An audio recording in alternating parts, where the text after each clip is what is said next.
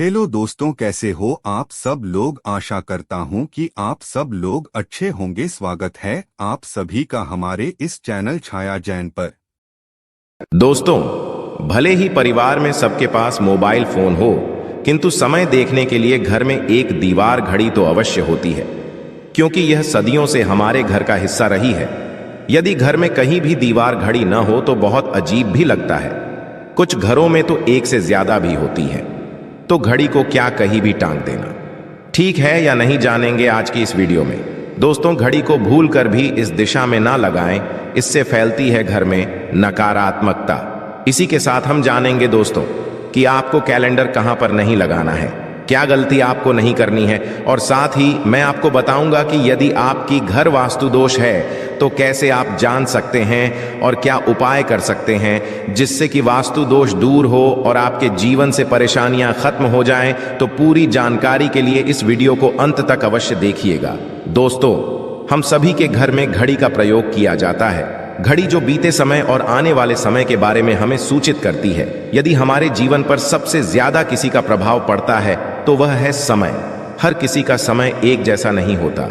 अच्छे और बुरे समय सभी के जीवन में आते रहते हैं। समय चक्र का चलना कायम ही रहता है। समय किसी के लिए नहीं रुकता। किंतु यदि हम आपसे कहें कि आप अपने समय को अच्छा बनाने के लिए कुछ उपाय कर सकते हैं तो आपको यह सुन के कैसा लगेगा? जी हाँ, हम बात कर रहे हैं घर में लगी घड़ी की, जिसे हम रोज निहारते हैं, पर कभी ये नहीं सोचा होगा कि ये घड़ी हमारा समय बदलने और अच्छा समय लाने में मदद कर सकती है। दोस्तों, हम कई बार जीवन में छोटी छोटी चीजों को नजरअंदाज कर देते हैं, किंतु वहीं कुछ चीजें हमारे भाग्य पर अच्छा बुरा प्रभाव डालती हैं। इसी तरह घर में और भी कुछ चीजें हैं जो आपके वास्तु दोष का कारण बनती हैं और आपकी परेशानी की वजह बनती है। तो आइए पहले जान लें, क्या आपको अपने घर में वास्तु दोष के बारे में कैसे पता लगता है और किस तरह से आप आसानी से इसे ठीक कर सकते हैं। दोस्तों, वास्तु शास्त्र के अनुसार किसी भी घर में वास्तु दोष होने से सुख, शांति और पारिवारिक उन्नति में बाधा पैदा होती है, के कारण पनपने वाली नेगेटिव ऊर्जा से व्यक्ति के भाग्य पर बुरा प्रभाव पड़ता है। साथ ही घर के लोगों को कई प्रकार की परेशानियों का सामना करना पड़ता है। दोस्तों, शास्त्रों के अनुसार यदि हम ये छोटे मोटे उपाय कर लें तो अपने घर में नेगेटिव एनर्जी से छुटकारा पा सकते हैं। आइए जानते हैं, किंतु उससे पहले दोस्तों आपसे रिक्वेस्ट है कि वीडियो को लाइक करें, अपने दोस्तों के साथ शेयर करें, और यदि आपने अभी तक चैनल को सब्सक्राइब नहीं किया तो सब्सक्राइब करके बेल आइकॉन अवश्य प्रेस कर लें। दोस्तों, नंबर 1, जीवन में तरक्की पाने के लिए रोज पहली रोटी गाय को दें, पीपल को जल चढ़ाएं और चींटियों को शक्कर मिला हुआ आटा दें। तांबे के लोटे में जल व लाल चंदन मिलाकर रात को अपने सर के पास रखकर सो जाएं। सुबह उस जल को तुलसी को चढ़ा दें। ऐसा करने से आपकी परेशानियां धीरे धीरे दूर हो जाएंगी। नंबर 2, वास्तु के अनुसार यदि आपके घर में तिजोरी है और आप उसके सामने शीशा लगा दें तो इससे धन में बरकत होती है। व्यापारी लोग अपने कैश बॉक्स के सामने शीशा लगाएं, इससे आपके ग्राहक बढ़ेंगे। दोस्तों, नंबर 3, झाड़ू पोछा कभी भी खुले में नहीं रखना चाहिए। इन्हें सदैव छुपाकर रखना चाहिए और झाड़ू भी रसोई में नहीं रखनी चाहिए। इस बात का बहुत विशेष ध्यान रखें। नंबर 4, शौचालय का दरवाजा सदैव बंद होना चाहिए। माना जाता है कि घर की नेगेटिव ऊर्जा शौचालय में ही वास करती है। ऐसे में यदि शौचालय का दरवाजा खुला रहता है तो नेगेटिव ऊर्जा आपके घर में प्रवेश करती है। नंबर 5, घर में सुख शांति के लिए कपूर को घी में डुबाकर सुबह शाम जलाना चाहिए।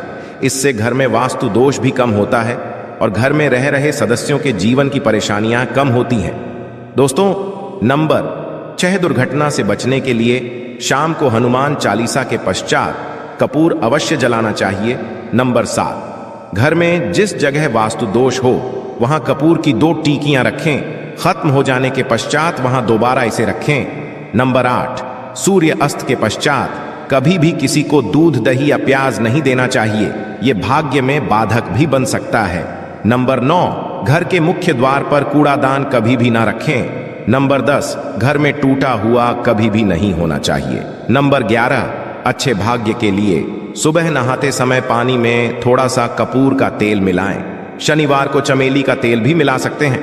नंबर 12, लक्ष्मी की कृपा पाने के लिए रोज रात को रसोई अच्छी तरह से साफ करके चांदी की कटोरी में कपूर और लौंग जलाएं। यह प्रक्रिया रोज की जाए तो घर में बरकत बनी रहती है और माँ लक्ष्मी जल्द ही ऐसे घर से आकर्षित होती है। ऐसे घरों से नकारात्मकता दूर रहती है। दोस्तों, नंबर 13, घर के सोने वाले कमरे में पौधे नहीं लगाने चाहिए, इससे के ऊपर नेगेटिव प्रभाव हावी हो सकता है। नंबर 14, घर में पौधे लगाते समय पानी में सेंधा नमक डालें। सादे नमक का भी आप उपयोग कर सकते हैं, किंतु दोस्तों ज्यादा फलदायी होता है। आपको शुभ फल जल्द ही प्राप्त होंगे। दोस्तों, घड़ी की सही दिशा आपके जीवन को भी सही रास्ता दिखाने में मदद कर सकती है। इसके अलावा को किस जगह लगाना चाहिए और किस जगह पर नहीं, ये भी हम बात करेंगे। सबसे पहली बात जिसकी हम बात करेंगे वो है दोस्तों घड़ी का आकार, यानी घड़ी की शेप। दोस्तों, वास्तुशास्त्र के अनुसार गोलाकार की घड़ियां अंडाकार घड़ी सबसे उत्तम मानी जाती है, पर आजकल देखा जा रहा है कि बाजार में कई प्रकार की घड़ियां मौजूद हैं जिसमें घर के सदस्य या भगवान की तस्वीरें और फोटो भी लगी होती हैं। किंतु दोस्तों, आपको बता दें कि घड़ी के साथ तस्वीरें लगाना बिल्कुल भी सही नहीं है। आपके घर के सदस्यों के जीवन पर समय का प्रभाव देखने को मिल सकता है और भगवान की तस्वीर घड़ी में बिल्कुल भी नहीं लगानी चाहिए, क्योंकि भगवान की तस्वीर को रोज धूप, दीप, अगरबत्ती और पूजन की आवश्यकता होती है और घड़ी तो कई महीनों तक धूल में पड़ी रहती है। इससे भगवान का अपमान होता है और ये शुभ नहीं माना जाता। हो सके तो घड़ी का आकार और अंडाकार ही पसंद करें। घड़ी का या अंडाकार होना हमारी पृथ्वी के आकार को दर्शाता है, जो को और घड़ी में नुकीले कोने होते हैं और वास्तु के अनुसार नुकीली चीजें नेगेटिव ऊर्जा का संचार करती है। दोस्तों, अगली बार जिसका आपको ख्याल रखना है वो ये है कि घड़ी को स्वच्छ रखें, साफ सफाई का ध्यान रखें, धूल ना जमा होने दें और कहीं से भी घड़ी टूटी फूटी नहीं होनी चाहिए। दोस्तों, जैसा कि हम सभी चाहते कि हमारे जीवन में सब अच्छा और बेहतर होता रहे, तो उसके लिए हम खुद को संवारे रखते हैं, नए कपड़े और आभूषण पहनते हैं। उसी प्रकार अपने घर की घड़ी को स्वच्छ और नए जैसा ही रखना चाहिए, यानी कहीं से भी टूटी फूटी नहीं होनी चाहिए। समय समय पर घड़ी पर छड़ी, धूल और झालों को साफ करते रहें, जिससे आपका भाग्य भी धुंधला नहीं पड़ेगा। दोस्तों, कई घरों में आदत होती है कि पुरानी गाड़ी को बनवाकर ही चला रहते हैं। एक जगह नई घड़ी आई तो पुरानी किसी और जगह लगा देते हैं। ध्यान रखें, घर में पुरानी या फिर टूटी हुई या धूल छड़ी हुई और बंद गाड़ी तो बिल्कुल भी ना रखें, क्योंकि इससे घर में नकारात्मकता और दरिद्रता का वास होने लगता है। बंद पड़ी घड़ी को घर में रखने से व्यक्ति के जीवन में नए अवसर नहीं आते और वह अपने कार्य में कामयाबी प्राप्त नहीं कर पाता। अगली बात जिसका आपको ध्यान रखना है वह है घड़ी की सही दिशा। घड़ी को कभी भी दक्षिण दिशा में नहीं लगाना चाहिए। दक्षिण यमलोक की दिशा मानी जाती है।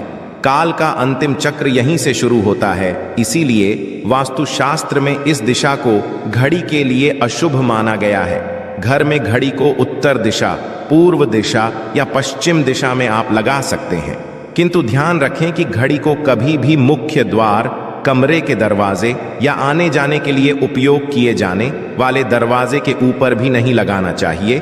इससे समय आपके आने जाने की गति और दिनचर्या पर पड़ सकता है।